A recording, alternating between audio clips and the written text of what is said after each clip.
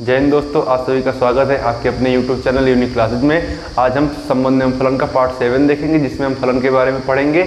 और ये फलन का पार्ट दूसरा है। अगर आपने पहला पार्ट नहीं देखा है तो डिस्क्रिप्शन में लिंक दे दी जाएगी, आप जाके वीडियो देख लेना। तो आइए दोस्तों, हम फलन के प्रकार पढ़ते हैं। हमने इससे पहले वाले वीडियो में दो प्रकार के फलन पढ़ लिए थे, एकाएकी और बहुविकल्पी। आज हम उनके आगे प्रकार पढ़ेंगे, जो कि तीसरे नंबर का आता है अच्छादक। अच्छादक क्या होता है? Onto function. अब अच्छादक फलन क्या होता है कि समुच्चय बी के प्रत्येक अवयव का समुच्चय ए में संबंध हो तो दिया गया फलन अच्छादक कहलाता है। यानी कि समुच्चय ए पहला समुच्चय होगा, समुच्चय बी दूसरा समुच्चय होगा, जिसमें कि अगर समुच्चय बी के प्रत्येक अवयव का समुच्चय ए के प्रत्येक अवयव से संबंध है तो दिया गया फलन अच्छादक कहलाता है। अब इसी का उल्टा होता है अंतरक्षेपी।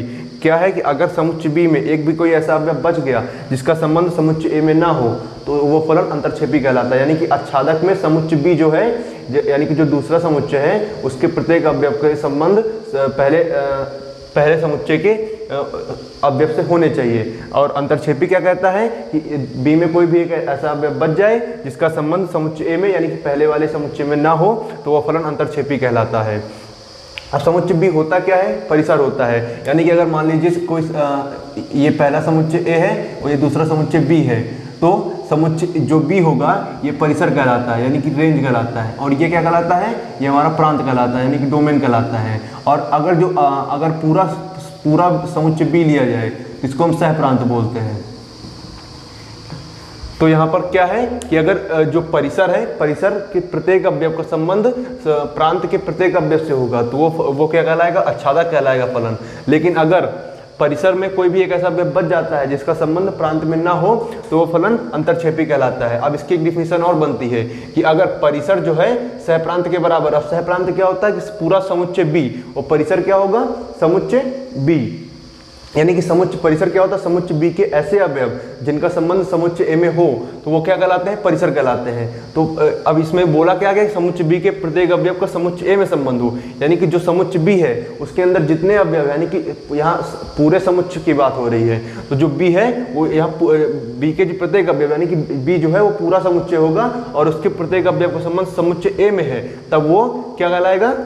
अच्छादक कहलाता है। अब यहाँ भी बोला है कि पूरा समुच्चय बी का संबंध पूरा समुच्चय ए में होना चाहिए, तो वो क्या कहलाएगा? अच्छादक कहलाएगा। यानी कि जो परिसर है वो क्या हो गया? पूरा समुच्चय बी हो गया। सहप्रांत क्या होता है? पूरा समुच्चय बी होता ही है। तो यहाँ पर दूसरी डिफिनेशन बन सकती है कि अगर परिसर बराबर सहप्रांत है तब दिया गया फलन अच्छादक होगा।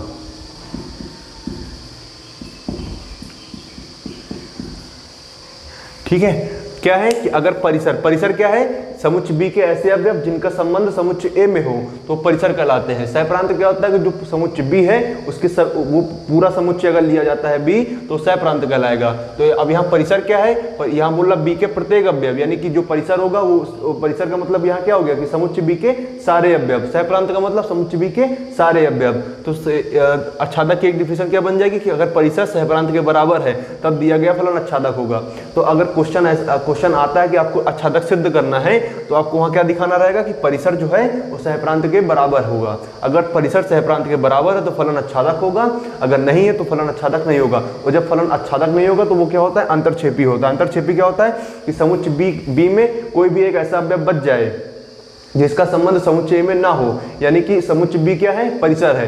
परिसर जो होता है कि ऐसे अवयव जिनका संबंध समुच्चय ए में हो, यानी कि पहले समुच्चय में हो, तो परिसर कहलाते हैं। और सहप्रांत क्या होता है? पूरा समुच्चय बी। यानी कि अब यहाँ पर अगर हम देखें कि हमारे पास समुच्चय ए है और समुच्चय बी है, तो समुच्चय बी का एक अवयव बच गया जिसका संबंध समुच्चय ए में नहीं है। तो जो मान लीजिए इसमें 3 अवयव है।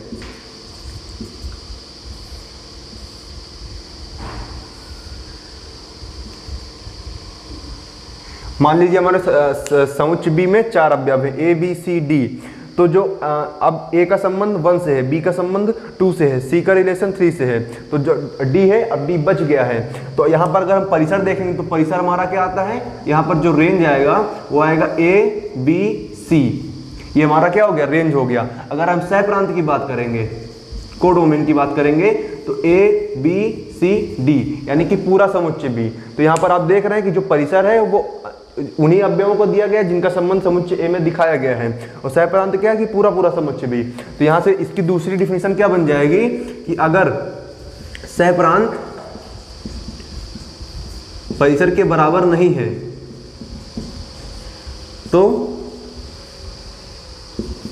फलन अंतरक्षेपी होगा, या फिर जो परिसर है वो फलन का क्या हो, उपसमुच्चय हो। जब परिसर फलन का उपसमुच्चय, सहप्रांत का उपसमुच्चय हो, या फिर सहप्रांत बराबर परिसर ना हो तो अंतरक्षेपी होगा। अगर सहप्रांत बराबर परिसर है तो वो कैसा फलन होगा, आच्छादक फलन होगा। तो आइए दोस्तों हम एक एग्जाम्पल देखते हैं। इसमें एग्जाम्पल क्या बोला है क्वेश्चन में कि मान लीजिए कक्षा 10 के सभी 50 विद्यार्थियों का समुच्चय ए है। मान लीजिए S such that A to N F of X विद्यार्थी एक्स का रोल नंबर द्वारा परिभाषित एक फलन है। ज्ञात कीजिए कि एफ इकाई है किंतु आच्छादक नहीं है। तो हमको यहाँ पर क्या बोला है कि एक क्लास 10 है जिसमें 50 विद्यार्थी पढ़ते हैं और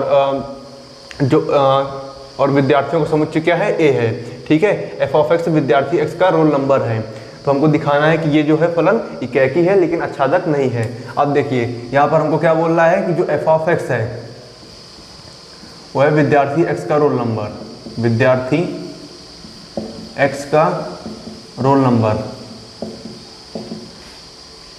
ठीक है, एफ ऑफ ए यानी कि हमको अगर हम समुच्चय ए की बात करें, एफ ऑफ ए तो कितना दिया है, 50 दिया है, 50 विद्यार्थियों का समूह दिया है हमको। तो हमको क्या दिखाना है, और f जो है वो कहाँ से कहाँ परिभाषित है, a से n में, यानी कि जो जितनी भी संख्या है वो n क्या है यहाँ पर नेचुरल नंबर है, यानी कि जो रोल नंबर होगा वो नेचुरल नंबर ही होगा, यानी कि पॉजिटिव नंबर ही होगा 1 से जो कि इनफाइनाइट तक जाता है। तो अगर हम यहाँ पहले बात करें इकाई हमको दिखाना है। अब इकाई में क्या होता था कि प्रत्येक दो समुच्चय होंगे, समुच्चय ए और समुच्चय बी। तो समुच्चय बी के समुच्चय ए के प्रत्येक अवयव का अलग अलग, समुच्चय बी के प्रत्येक अवयव से अलग अलग संबंध होगा। अगर ऐसा होगा तो वो दिया गया फलन क्या होगा, इकाई होगा। या फिर दूसरी कंडीशन होती थी कि F of x1 equal to F of x2, यानी कि x1 बराबर x2 आ जाए। तो यहाँ पर अगर हम पहली कंडीशन देख लें कि प्रत्येक अवयव का अलग अलग संबंध दूसरे समुच्चय के साथ होगा, तो यहाँ पर बन जाएगा, क्योंकि बोल रहा 50 विद्यार्थियों का समुच्चय ए है। तो यहाँ पर अगर हम देखें इकाई में, इकाई क्या कहता है कि प्रत्येक का अलग अलग संबंध होना चाहिए। तो 50 विद्यार्थी हैं तो 50 विद्यार्थियों का जो रोल नंबर होगा वो अलग अलग ही होगा। तो अगर 50 विद्यार्थियों का अलग अलग रोल नंबर है तो यानी कि वो क्या हो जाएगा, इकाई फलन हो जाएगा। तो यहाँ पर हम लिख देंगे 50 विद्यार्थियों का रोल नंबर अलग अलग होगा, अतः दिया गया फलन इकाई है। कैसे हुआ कि अब ये कॉमन सी बात है कि अगर 50 विद्यार्थी हैं तो 50 का रोल नंबर अलग अलग ही होगा, यानी कि पहले का किसी का रोल नंबर 1 होगा, किसी का 2 होगा, किसी का 3 होगा। अब किन्हीं दो नाम के लड़कों का एक ही रोल नंबर नहीं होगा। तो यानी कि 50 विद्यार्थी हैं, 50 नाम के लड़के हैं, तो 50 नाम के लड़कों के लिए 50 अलग अलग प्रकार के रोल नंबर दिए गए होंगे। जब 50 अलग अलग प्रकार के रोल नंबर दिए गए हैं तो यानी कि उनका जो संबंध होगा वो अलग अलग ही अवयवों के साथ बन रहा होगा, अलग अलग नामों के अवयवों के साथ बन रहा होगा। तो जब अलग अलग अवयवों के नामों के साथ बन रहा है तो अतः दिया गया फलन क्या हो जाएगा, इकाई हो जाएगा। अब आते हैं हमको क्या नहीं दिखाना है, आच्छादक नहीं दिखाना है। आच्छादक में क्या होता था, हमको क्या दिखाना होता था कि जो समुच्चय बी के प्रत्येक अवयव का समुच्चय ए के प्रत्येक अवयव में संबंध होना चाहिए, या फिर हमको सहप्रांत बराबर परिसर दिखाना होता था। लेकिन हमको क्या बोल रहा है, आच्छादक नहीं है, तो यानी कि हमको सहप्रांत बराबर परिसर नहीं दिखाना है। तो अब यहाँ देखिए क्या बोल रहा है कि जो f है वो, जो a है वो कहाँ परिभाषित है, नेचुरल नंबर में परिभाषित है। तो यहाँ हमको सहप्रांत क्या दिया है, जो सहप्रांत हमको दिया है वो हमको नेचुरल नंबर n दिया है। क्या, यहाँ से देखिए कि जो f है, जो फलन है वो समुच्चय a में कहाँ परिभाषित है, n तक, यानी कि नेचुरल नंबर परिभाषित है। जो सहप्रांत है वो क्या हो गया, n हो गया, यानी कि n यहाँ पर हमारा क्या हो गया, 1 2 3 4 5 डॉट डॉट डॉट, ये इनफाइनाइट तक चला गया। अब यहाँ परिसर क्या है, परिसर का मतलब 50 विद्यार्थी, जो पहले विद्यार्थी होंगे उसके बाद ही तो उनका रोल नंबर होगा। यानी कि मान लीजिए ये जो समुच्चय ए है वो विद्यार्थी है ABC, और जो समुच्चय बी है वो उनमें उनके रोल नंबर 1 2 3 कहाँ तक दिए, 50 तक दिए हैं। तो जो ए है यानी कि विद्यार्थियों का नाम हो गया, वो पहला समुच्चय हो गया, और जो रोल नंबर है वो क्या हो गया, समुच्चय बी हो गया। अब समुच्चय बी क्या होगा, परिसर होगा। तो अब जो अगर 50 विद्यार्थी हैं तो उनके 50 ही रोल नंबर होंगे, यानी कि वो नंबर कहाँ तक जाएंगे, 1 से 50 तक ही जाएंगे। तो और सहप्रांत हमारा क्या दिया है, n दिया। n का मतलब 1 से लेके इनफाइनाइट तक, और यहाँ सहप्रांत, यहाँ परिसर हमारा क्या आ रहा है, 1 से लेके 85 तक आ रहा है। तो यानी कि यहाँ पर आप देख सकते हो कि जो परिसर है हमारा रेंज है वो कहाँ से 1 2 3 50 तक ही आ रहा है, और ये इनफाइनाइट तक जा रहा है। यानी कि जो परिसर है वो सहप्रांत के बराबर नहीं है। यानी कि जो परिसर है, चूंकि परिसर सहप्रांत के बराबर नहीं है, या फिर जो परिसर है वो सहप्रांत का क्या है, उस समुच्चय है। जब ऐसी कंडीशन है तो अतः दिया गया फलन आच्छादक नहीं है, हेंस प्रूव्ड। अब जब फलन आच्छादक नहीं होगा तो क्या होगा, अंतरक्षेपी होगा। लेकिन हमको यहाँ से जितना बोला गया उतना ही हमने किया है। हमको क्या बोला गया था कि इकाई दिखाना, तो हमने इकाई दिखा दिया। कैसे दिखाया कि 50 विद्यार्थी हैं तो 50 जब विद्यार्थी होंगे तो उनके अलग अलग ही रोल नंबर होंगे, किसी 2 नाम के बच्चों का एक ही रोल नंबर नहीं होगा। तो जब अलग अलग रोल नंबर यानी कि उनका अलग अलग हर एक नाम के बच्चे का अलग अलग रिलेशन बन रहा है नंबर्स के साथ में, तो वो फलन क्या हो जाएगा, इकाई हो जाएगा।